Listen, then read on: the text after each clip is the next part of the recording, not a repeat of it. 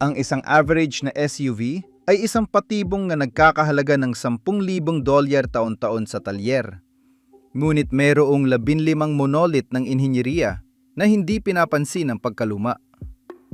Habang ibinibenta sa iyo ng merkado ang mga marupok na screen, ang mga reynang ito ng pagiging maasahan ay nakakaligtas sa mga dekada ng maling pagtrato sa pamamagitan lamang ng pagpapalit ng langis. Ang mga ito ay mga makinang idinisenyo upang lampasan ng kalahating milyong kilometro nang walang kahit isang reklamo sa mekanika. Ngayon ay ibubunyag namin ang mga gumugulong na lakas na mas gusto ng mga brand na hindi mo ikumpara dahil kapag nabili mo na ang mga ito, hindi mo na kailanman kakailanganin ang iba pa. Magsimula na tayo. Pwesto 15. Mazda CX-5. Nagsisimula tayo sa ika-15 pwesto sa Mazda CX-5, isang SUV na Hapones na kumakatawan sa inhinyeriyang nakatuon sa kahusayan at subok na tibay. Ang makina na Skyactiv na may 2 litro ay gumagawa ng 187 lakas kabayo na may teknolohiya ng mataas na kompresyon na nagpapataas ng kahusayan nang hindi isinasakripisyo ang pagiging maaasahan. Ang automatikong transmisyon na may 6 na bilis ay maasahan at mahusay na nakakamit ang pagkonsumo na 13 hanggang 15 kilometro bawat litro sa magkahalong paggamit. Ang independenteng suspensyon sa 4 na gulong ay nagbibigay ng sporty na pagmamaneho na may mahusay na katatagan na nakakagulat sa isang SUV na ganito ang laki. Ang loob ay may mga materyales na may mataas na kalidad, na may ergonomikong disenyo at madaling gamitin na intuitive na teknolohiya ng infotainment. Ang presyo ay naglalaro sa pagitan ng 25 at $30,000 depende sa kagamitan. Ang pagiging maasahan ng CX-5 ay subok na ng Consumer Reports na may pare-parehong mataas na grado. Ang mga may-ari ay lumalampas sa 200,000 kilometro sa pamamagitan lamang ng pangunahin at regular na pagpapanatili. Ang makina na Skyactiv ay inhinyeriya ng kahusayan at tibay nang walang komplikadong mga turbo na maaring masira. Ito ay simpleng mekanika na may makinang atmosperiko na maaring kumpunihin sa anumang mahusay na talyer. Ang mga piyesa ng Mazda ay madaling makuha at ang mga gasto sa pagpapanatili ay predictable at mababa. Ang sigurado ay mura salamat sa mataas na grado ng kaligtasan mula sa instituto. Ito ay perpekto para sa mga pamilya at mga driver na nagpapahalaga sa pagiging maaasahan ng mga Hapones, kaakit-akit na disenyo, at masayang pagmamaneho nang hindi isinasakripisyo ang pagiging practical. Pwesto 14. Lexus RX. Ang Lexus RX ay isang marangyang SUV na pinagsasama ang elegansya ng Lexus sa maalamat na pagiging maaasahan ng Toyota na napatunayan na. Ang makinang V6 na may 3.5 na litro ay gumagawa ng 200 at 75 lakas kabayo ng may katangi-tanging kakinisan. Ang otomatikong transmisyon na may walang bilis ay makinis at matibay nang walang naitalang mga problema. Ang loob ay tunay na karangyaan na may dekalidad na balat, mga piniling premium na materyales at functional na advanced na teknolohiya. Ang insulasyon sa ingay ay mahusay na lumilika ng isang tahimik na cabin na maihahambing sa mga marangyang sedan na Aleman. Ang presyo ay naglalaro sa pagitan ng $40,000 at $50,000. Ang RX ay nagpapanatili ng halaga nito ng mas mahusay kaysa sa anumang marangyang SUV sa merkado na may kaunting pagbaba ng halaga. Ang mga may-ari ay lumalampas sa 300,000 kilometro nang walang magastos at malalaking kumpune. Ang makina at transmisyon ay inhinyeriya ng Toyota na subok na sa loob ng mga dekada sa milyon-milyong sasakyan na gumagana ng perpekto. Ang pagpapanatili ay magastos, ngunit predictable nang walang mga sorpresa. Ang mga piyesa ay madaling makuha at ang network ng serbisyo ng Lexus ay nagbibigay ng mataas na antas ng pag-aasikaso sa customer. Ang halaga sa muling pagbebenta ay katangi-tangi na pinapanatili ang presyo pagkalipas ng maraming taon. Ito ay perpekto para sa mga naghahanap ng karangyaan nang hindi isinasakripisyo ang pagiging maaasahan. Isang SUV na tumatagal ng buong henerasyon. Pwesto 13. Acura MDX. Ang Acura MDX ay isang marangyang SUV na kumakatawan sa pagiging maaasahan ng Honda kasama ang pagpipino ng Acura ng perpekto. Ang makinang V6 na may 3.5 na litro o ang makinang may 3 litro na turbo ay gumagawa ng hanggang 350 lakas kabayo. Ang automatikong transmisyon na may 9 o 10 bilis ay makinis at tumpak ng walang mga problema. Ang sistemang SHAWD ay isang advanced traction integral na nagpapamahagi ng torque sa bawat gulong nang hiwalay na nagpapabuti sa dinamikong pagmamaneho at mahusay na katatagan. Ang loob ay maluwag para sa 7 pasahero, nang komportable na may mga materyales na may kalidad at kumpletong teknolohiya. Ang presyo ay naglalaro sa pagitan ng 45 at 55,000 dolyar. Pinagsasama ng MDX ang pagiging maaasahan ng Honda sa karangyaan ng Acura na isang perpektong kombinasyon. Ang mga may-ari ay lumalampas sa 200 at 50,000 kilometro sa pamamagitan ng pangunahing pagpapanatili. Ang makina at transmisyon ay matibay at subok na inhinyeriya ng Honda. Ang mga piyesa ay madaling makuha at ang mga gasto sa pagpapanatili ay makatwiran kumpara sa mga Aleman. Ang halaga sa muling pagbebenta ay mahusay na may katamtamang pagbaba ng halaga. Ito ay perpekto para sa malalaking pamilya na nangangailangan ng espasyo, komportable, pagiging maasahan, at advanced na teknolohiya. Pwesto 12. Toyota Highlander. Ang Toyota Highlander ay isang SUV para sa pamilya na kumakatawan sa pagiging maaasahan ng Toyota para sa mga modernong pamilya. Ang makinang V6 na may 3.5 na litro o ang makinang may 4 na silindro na hybrid sa bersyong hybrid ay gumagawa ng 243 pinagsamang lakas kabayo. Ang transmisyon na CVT o eCVT ay maaasahan at mahusay nang walang naitalang mga problema. Ang traction integral ay makukuha sa lahat ng mga bersyon. Ang loob ay maluwag para sa 8 pasahero na may mga matitibay na materyales at kumpletong teknolohiya ng Toyota Safety Sense. Ang presyo ay naglalaro sa pagitan ng 35 at 45,000 dolyar. Ang Highlander ay pagiging maaasahan ng Toyota para sa mga pamilya. Ang mga may-ari ay lumalampas sa 300,000 kilometro nang walang malalaki at magastos na problema. Ang makina at transmisyon ay halos hindi nasisira sa pamamagitan ng predictable na pangunahing pagpapanatili.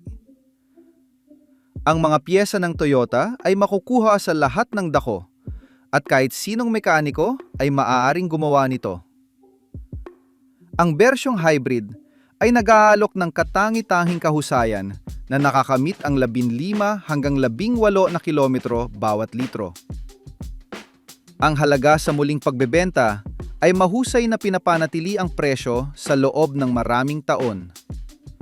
Ito ay perpekto para sa malalaking pamilya na nagpapahalaga sa espasyo, pagiging maaasahan, at subok na tibay sa loob ng mga dekada. Pwesto 11. Honda Pilot. Ang Honda Pilot ay isang SUV para sa pamilya na may makinang V6 na may 3.5 na litro na gumagawa ng 280 lakas kabayo. Ang otomatikong transmisyon na may 9 na bilis ay maaasahan. Ang traction integral ay makukuha sa lahat ng mga bersyon. Ang sistema ng variable na pamamahala ng mga silindro na VCM ay nagpapatigil sa mga silindro upang mapabuti ang kahusayan.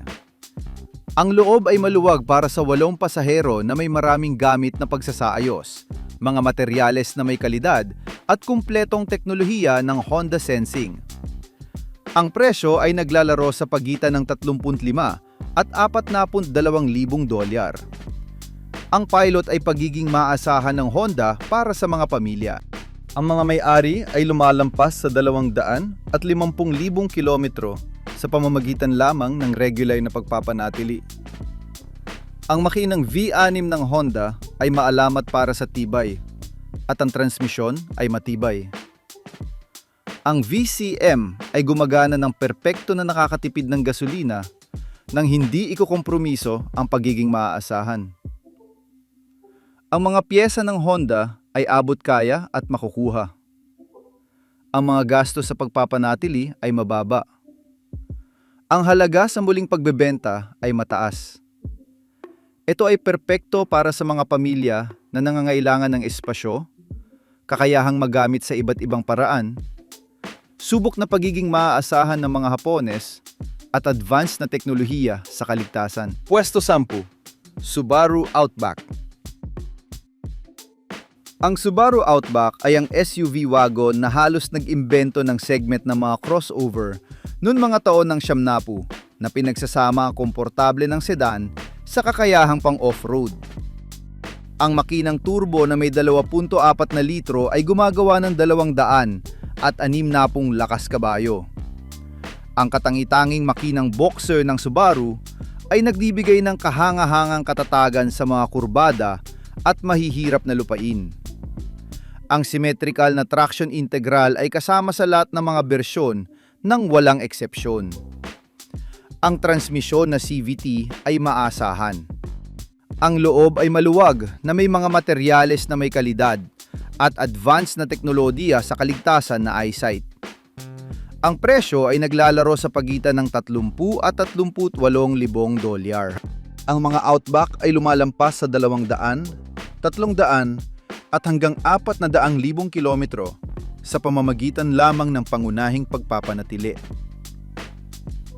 Alam ito ng mga mekaniko. Ang Outback ay halos hindi tumatapak sa talyer. Gustong-gusto ito ng mga kumpanya ng sigurado dahil sa pinakamataas na grado ng kaligtasan na nangangahulugang mas murang sigurado. Ang makinang Boxer ay may subok na tibay. Ang traction integral ay tunay, hindi opsyonal gaya ng kompetisyon. Ang taong 2020, ang pinakabalanse na may teknolohiya, kaligtasan at makatwirang presyo. Ito ay isang matalinong pamumuhunan. Bibilhin mo ito ng isang beses at sasamahan ka nito sa buong buhay mo. Hindi ito sumisigaw ng karangyaan. Sumisigaw ito ng mas mahalagang bagay. Hindi ako nakakaabala at dadalhin kita kahit saan mo gusto. Sa isang mundong puno ng mga kotseng gawa sa karton, ang bagay na iyon ay kasing halaga ng ginto. Pwesto siyam. Toyota 4 Runner. Ang Toyota 4 Runner ay isang tunay na SUV na pang off-road na may chassis na hagdan at tunay na konstruksyong pang truck.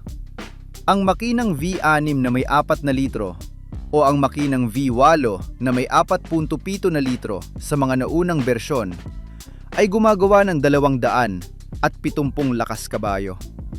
Ang otomatikong transmisyon na may 5 bilis ay maaasahan. Ang traction na 4 multiplikado sa 4 na may reduktora ay nagbibigay ng mga ekstremong kakayahang off-road.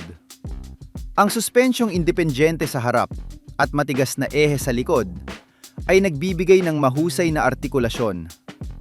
Ang loob ay functional at matibay na may mga materyales na lumalaban at pangunahing teknolohiya.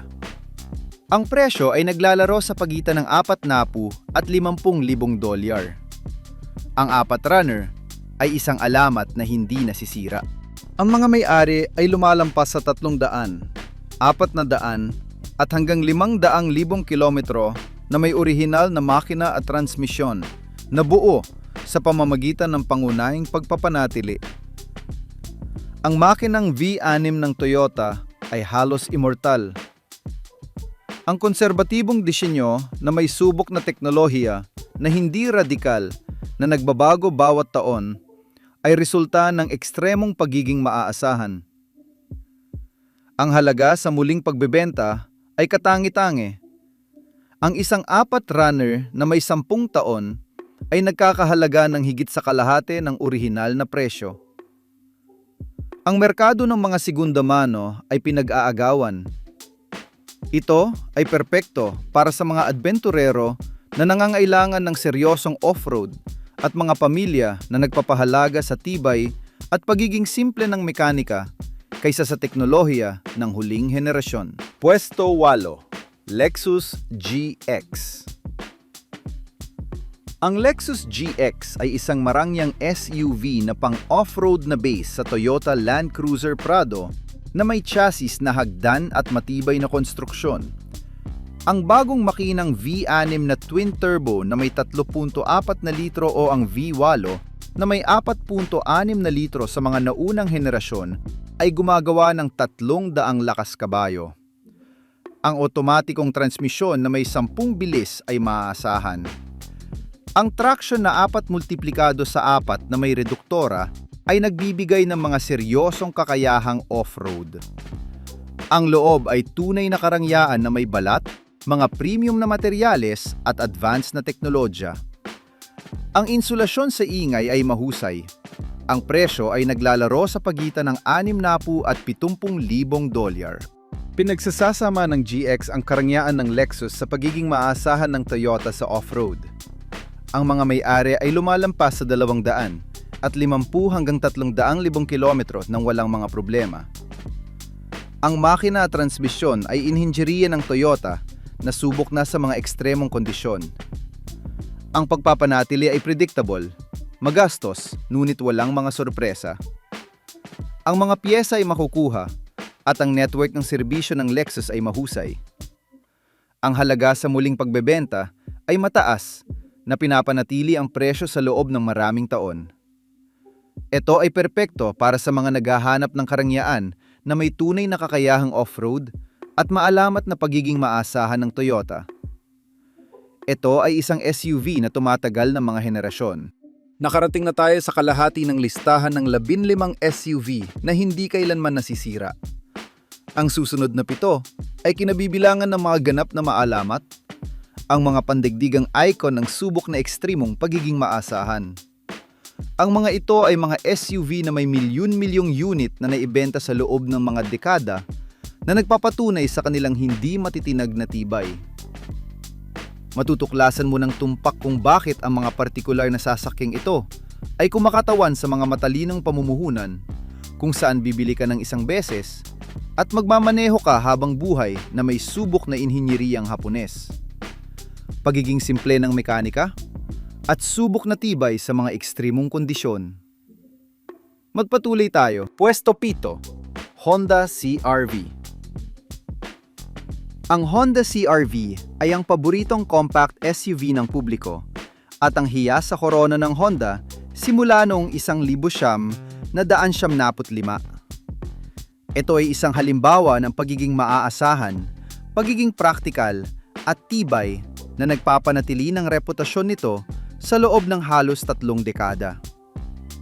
Ang makina na may 2 litro na may siklong Atkinson sa bersyong hybrid na pinagsama sa makinang dekuryente ay gumagawa ng 200 at 4 na pinagsamang lakas kabayo. Ang transmisyon na CVT ay makinis at tumutugon. Ang pagkonsumo ay kamangha-mangha na nakakamit ang 16 hanggang 19 na kilometro bawat litro. Ang traksyon integral ay makukuha. Ang loob ay maluwag na may mga materyales na may kalidad at kumpletong teknolohiya ng Honda Sensing. Ang presyo ay naglalaro sa pagitan ng $28,000 at $36,000. Ang CR-V ay bumasag ng mga record sa benta noong 2024 na nagpapatatag dito bilang ang pinakamatagumpay na modelo ng brand. Ang makina at transmisyon ay walang kapintasan. Tunay na inhinyeriyang Hapones na may malinis na kasaysayan. Ang Consumer Reports at RepairPal ay nagbibigay dito ng halos perpektong grado sa pagiging maaasahan na lumalampas sa mga kakumpetensya gaya ng RAV4 at CX5. Ang mga may-ari sa mga forum ay hindi nagrereklamo. Walang mga sirang transmisyon o sunog na makina. Gumagana lamang ito at nagbibigay ng katapatan para sa buong buhay. Alam ng Honda kung paano mag-evolve nang hindi nawawala ang esensya nito. Ang CR-V Hybrid ay naging pinakanabentang hybrid sa Estados Unidos noong 2023.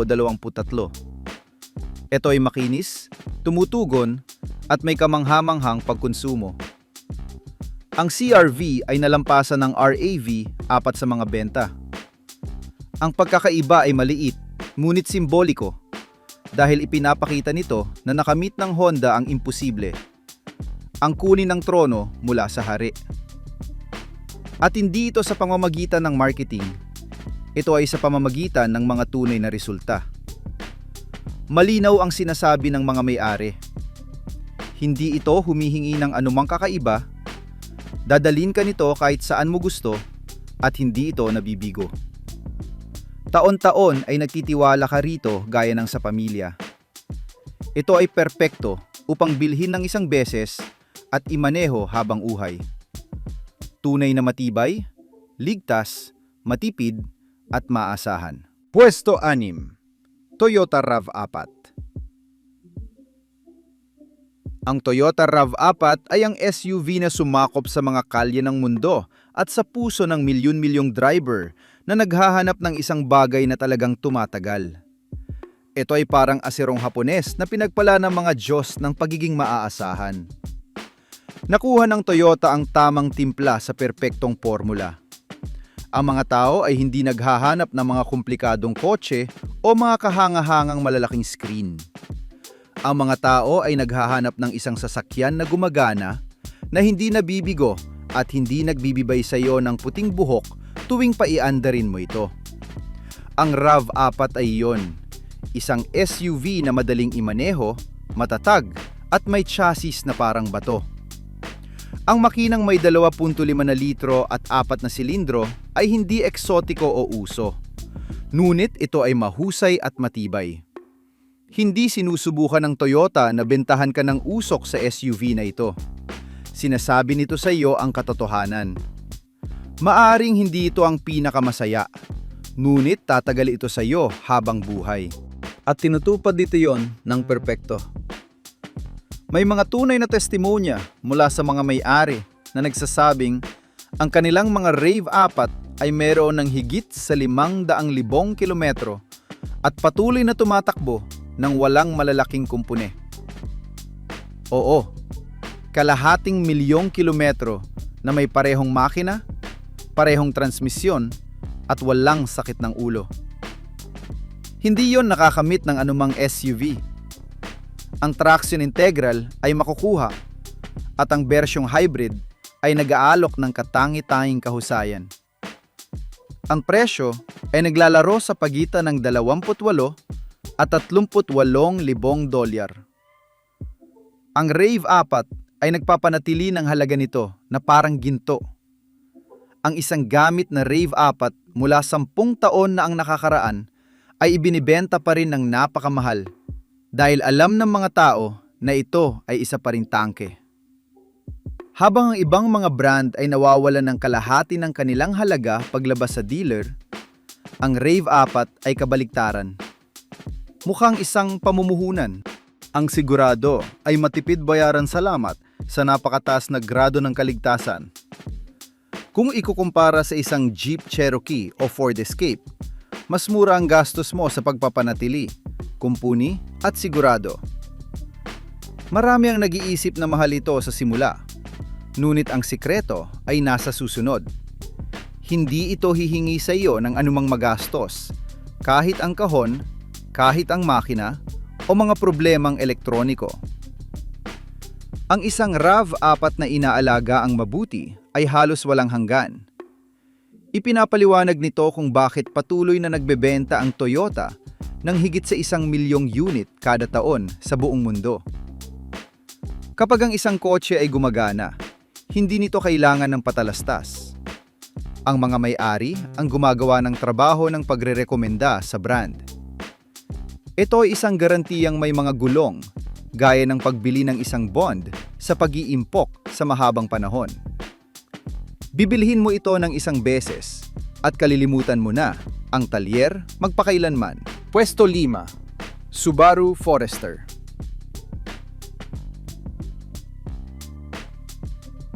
Ang Subaru Forester ay isang compact SUV na halos subok sa lahat. Ang Consumer Reports ay nagbigay dito ng puntos sa pagiging maaasahan na 78 mula sa 100. Makinig ng mabuti, 78. Yan ang pinakamalapit sa perpeksyon na makikita mo sa industriya ng sasakyan. Isang resulta na nag-iiwan sa malayo sa maraming brand na nagmamalaki sa tibay. Pag-usapan natin ang isang paksa na nagdudulot ng kontrobersya. Ang mga transmisyon ng Subaru. Isang dekada na ang nakalipas ay nagkaroon ng mga problema sa mga kahon na CVT. Maraming may-ari ang nagreklamo at yon ang nagmarka sa brand sa loob ng isang panahon. Ngunit ang totoo ay nakinig ang Subaru, natuto at nagwasto. Ngayon, ang mga transmisyon na yon ay ganap ng magkaiba. Mas malakas, tumpak at matibay. Ang susi ay inirerekomenda ng Subaru na palitan ang likido ng kahon bawat 50,000 kilometro. Bagaman ang ilang mga may-ari ay pinapaabot ito hanggang 90,000. Kung gagawin mo ang pagpapanatili gaya ng nararapat, ang transmisyon na iyon ay tatagal sa iyo ng maraming taon nang hindi humihingi ng anuman. Ang mga may-ari na ngayon ay may mga Forester na may higit sa 300,000 kilometro ay may mga transmisyon na buo pa rin.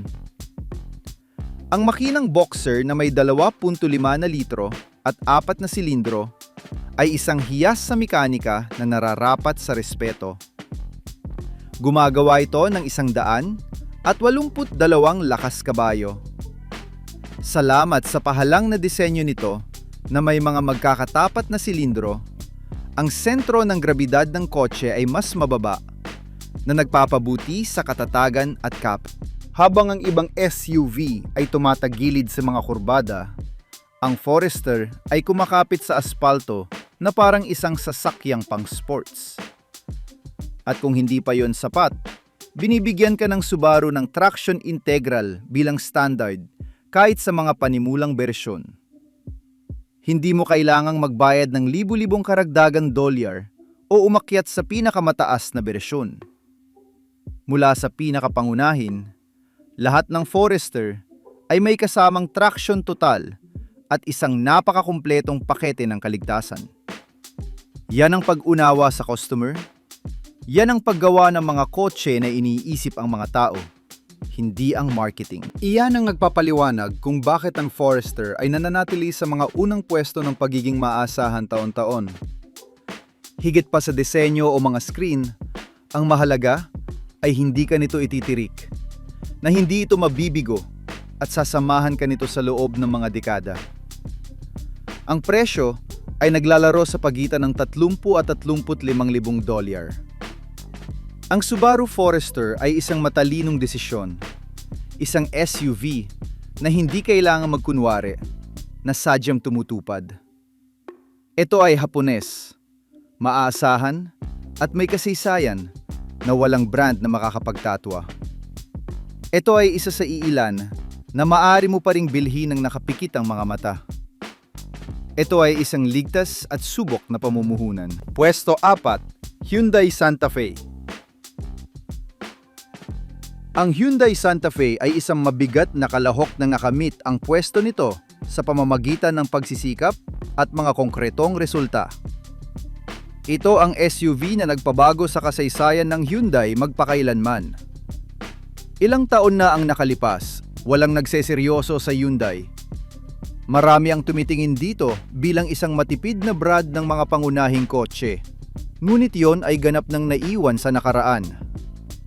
Ngayon, ang Santa Fe ay nakikipagkumpetensya ng tapatan sa mga higante gaya ng Toyota, Honda at Mazda na may halo ng matapang na disenyo, kahusayan at higit sa lahat, isang pagiging maaasahan na naging sorpresa sa buong mundo. Ang disenyo ay nakakakuha ng atensyon. Ito ay iba, moderno at may karakter. Hindi lamang ito isa pang generic na SUV.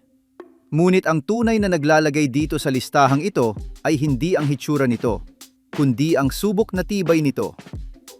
Ang mga may-ari ng Santa Fe ay nakakamit ng higit sa 300,000 kilometrong tinakbo nang may kaunti lamang kaysa sa mga pangunahing pagpapanatili. Mga pagpapalit ng langis, preno at gulong. Walang mga sirang kahon, o mga makinang may tagas, o mga elektronikong screen na namamatay bagong unang taon. At narito ang punto na pinakagusto ko, ang garantiya ng brand. Ang Hyundai ay nag-aalok ng garantiya na 10 taon o 100,000 milya para sa tren motriz. Walang ibang brand sa listahang ito ang nagbibigay ng ganoon kalaki. Ibig sabihin nito, kung may malalang mangyari sa makina o sa transmisyon, hindi mo kailangang magbayad ng kahit ₱1. Para sa mga mas nakatatandang driver na naghahanap ng katahimikan at ayaw makipag-away sa talyer, ito ay karaniwang isang pulisiya ng kapayapaan ng isip na kasama sa presyo. Ang makina ay tumutupad din sa bahagi nito. Ang Santa Fe ay may block na 2.5 na litro na, may 100 at 90 lakas kabayo. Maaring hindi ito ang pinakamalakas sa segment, ngunit isa ito sa pinakamakaasahan. Kung naghahanap ka ng mas malaking matitipid, mayroong bersyong hybrid na nasasaksak na pinagsasama ang performance at kahusayan. Ito ay isang SUV na nagbibigay sa iyo ng kalayang pumili nang hindi pinapahirap ang iyong buhay. Ang mga taong 2018 at 2022 ang pinaka-inirekomenda kapwa ng mga mekaniko at ng mga mismong may-ari. Ang modelong 2018 ang nagmarka ng simula ng isang bagong era para sa Hyundai na may muling pagdidisenyo, mas mahusay na mga materyales at kapansin-pansing pagpapabuti sa kaligtasan. Ang 2022 ay nagdala ng lahat ng iyon ng higit pa. Nangalo ng ilang mga internasyonal na parangal para sa pagiging maasahan at pagganap. Ang presyo ay naglalaro sa pagitan ng 28 at $38,000. Ang Santa Fe ay patuloy na hindi nabibigyan ng tamang halaga. Maraming tao ang hindi man lang ito tinitingnan dahil pumupunta sila sa mga mas tradisyonal na brand. Ngunit yon ay pabor sa iyo. Maaari kang makakuha ng isang Santa Fe sa mahusay na kondisyon sa mas murang halaga na may mas mahusay na kagamitan at subok na kalidad. Ang halaga sa muling pagbebenta ay patuloy na lumalaki at ang mga sigurado ay mas mura kaysa sa mga karibal gaya ng Jeep o Volkswagen. Ito ay nagsasalin sa isang SUV na kumpleto, balanse, maasahan at madaling alagaan.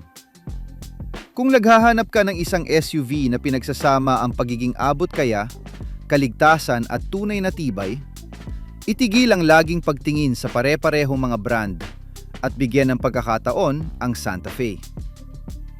Habang marami ang hindi nagpapahalaga dito, ang iba ay tinatamasa na ito ng hindi tumatapak sa talyer. Pwesto 3, Lexus NX. Ang Lexus NX ay isang marangyang compact SUV na base sa Toyota RAV, 4 na kabahagi sa platform.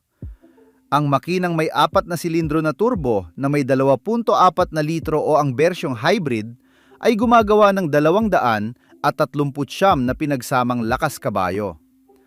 Ang otomatikong transmisyon na may 8 bilis o CVT sa hybrid ay maaasahan. Ang traction integral ay makukuha sa lahat ng mga bersyon. Ang loob ay tunay na karangyaan na may balat, mga premium na materyales at advanced na teknolohiya. Ang insulasyon sa ingay ay mahusay na lumilika ng tahimik na cabin.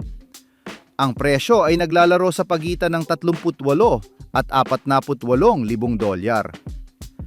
Pinagsasama ng NX ang karangyaan ng Lexus sa pagiging maaasahan ng Toyota ng perpekto. Ang mga may-ari ay lumalampas sa 200,000 kilometro nang walang mga problema. Ang makina at transmisyon ay subok na inhinyeriya ng Toyota. Ang pagpapanatili ay predictable. Magastos kung ikukumpara sa mga hindi premium. Ngunit walang mga hindi kanais-nais na sorpresa. Ang mga piyesa ay makukuha at ang network ng serbisyo ng Lexus ay mahusay. Ang halaga sa muling pagbebenta ay mataas, na pinapanatili ang presyo ng mas mahusay kaysa sa mga Aleman. Ito ay perpekto para sa mga naghahanap ng marangyang compact na may pagiging maaasahan ng mga Hapones, advanced na teknolohiya, at walang pag-aalala tungkol sa tibay sa mahabang panahon. Pwesto 2. Toyota Land Cruiser. Ang Toyota Land Cruiser ay ang alamat na hindi nasisira. Ang ganap na SUV na pang-off-road na may chassis na hagdan at ang pinakamatibay na konstruksyon sa industriya. Ang bagong makinang V6 na twin-turbo na may 3.4 na litro o ang V8 na may 4.5 na litro sa mga naunang henerasyon ay gumagawa ng 380 lakas kabayo. Ang otomatikong transmisyon na may 10 bilis ay maaasahan. Ang traksyon na 4 multiplikado sa 4 na may reduktora at locking differential ay nagbibigay ng mga ekstremong kakayahang off-road. Ang adaptive na suspensyon ay nagpapabuti sa komportable. Ang loob ay maluwag at maranya, na may mga premium na materyales at advanced na teknolohiya. Ang presyo ay naglalaro sa pagitan ng 80 at 100,000 dolyar. Ang Land Cruiser ay may milyon-milyong unit na gumagana ng perpekto sa loob ng mga dekada sa mga lugar ng digmaan, mga disyerto, mga kagubatan at mga bundok sa mga pinaka-ekstremong kondisyon na maiisip. Ang mga may-ari ay lumalampas sa 500,000 kilometro na may orihinal na makina at transmisyon na buo sa pamamagitan ng pangunahing pagpapanatili. Ito ay ininjeriya ng Toyota na subok na sa mga ekstremong kondisyon. Ang konserbatibong disenyo na kaunti lamang ang nagbabago bawat henerasyon ay resulta ng maalamat na pagiging maasahan. Ang halaga sa muling pagbebenta ay katangi-tangi. Ang isang Land Cruiser na may 20 taon ay nagkahalaga ng higit sa kalahati ng orihinal na presyo. Ang internasyonal na merkado ay pinag-aagawan. Ito ay perpekto para sa mga ekstremong adbenturero na nangangailangan ng ganap na pagiging maasahan at mga pamilya na nagpapahalaga sa tibay na ipinapasa sa bawat henerasyon. Ito ay isang SUV na binibili mo at ipinapamana sa mga anak at apo. Ito ay isang pamumuhunan ng pamilya sa mahabang panahon. Pwesto 1. Honda CR-V Hybrid. At narating na natin ang ganap na numero 1, ang hindi matatalong kampeon, ang Honda CR-V Hybrid. Ang SUV na hybrid na pinakanabenta sa Estados Unidos noong 2023. Ang makina na may 2 litro na may siklong Atkinson na pinagsama sa makinang di kuryente ay gumagawa ng 200 at 4 na pinagsamang lakas kabayo. Ang transmisyon na ECVT ay maaasahan at mahusay. Ang pagkonsumo ay kamangha-mangha na nakakamit ang 16 hanggang 19 na kilometro bawat litro sa lungsod at highway. Ang traction integral ay makukuha sa lahat ng mga bersyon. Ang loob ay maluwag na may mga materyales na may kalidad at kumpletong teknolohiya ng Honda Sensing.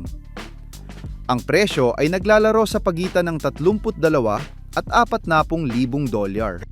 Ang CR-V Hybrid ay ang perpeksyong makakamit. Pinagsasama nito ang kahusayan ng hybrid sa pagiging maaasahan ng Honda at maalamat na tibay sa isang kumpletong pakete. Ang mga may-ari ay lumalampas sa 200 at 50,000 kilometro nang walang mga problema sa baterya, makinang dikuryente, makinang dikumbustyon at transmisyon na gumagana ng perpekto. Ang sistemang hybrid ng Honda ang pinakamakaasahan sa merkado, nang wala ang mga komplikadong problema ng ibang mga brand ng hybrid. Ang Consumer Reports ay nagbibigay dito ng perpektong grado sa pagiging maaasahan na lumalampas sa lahat ng mga kakumpetensya sa segment. Ang pagpapanatili ay katulad ng sa CR-V na di gasolina nang walang makabuluhang karagdagang gastos. Ang baterya ay may garantiya sa loob ng 8 taon o 100 at 60,000 kilometro. Ang mga piyesa ng Honda ay makukuha sa mga makatwirang halaga. Ang halaga sa muling pagbebenta ay katangi-tangi. Ang mga hybrid ng Honda ay nagpapanatili ng kanilang halaga ng mas mahusay kaysa sa anumang hybrid sa merkado. Ito ay perpekto para sa mga naghahanap ng kahusayan nang hindi isinasakripisyo ang pagiging maaasahan, tibay, espasyo, kakayahang magamit sa iba't ibang paraan, teknolohiya at kaligtasan. Ito ang ganap na numero 1 dahil bibili ka ng isang beses at magmamaneho ka habang buhay. Mahusay, maaasahan, matibay, ligtas at matipid sa mahabang panahon. Ito ang pinakamatalinong pamumuhunan na maaari mong gawin sa segment ng mga kasalukuyang SUV na hybrid.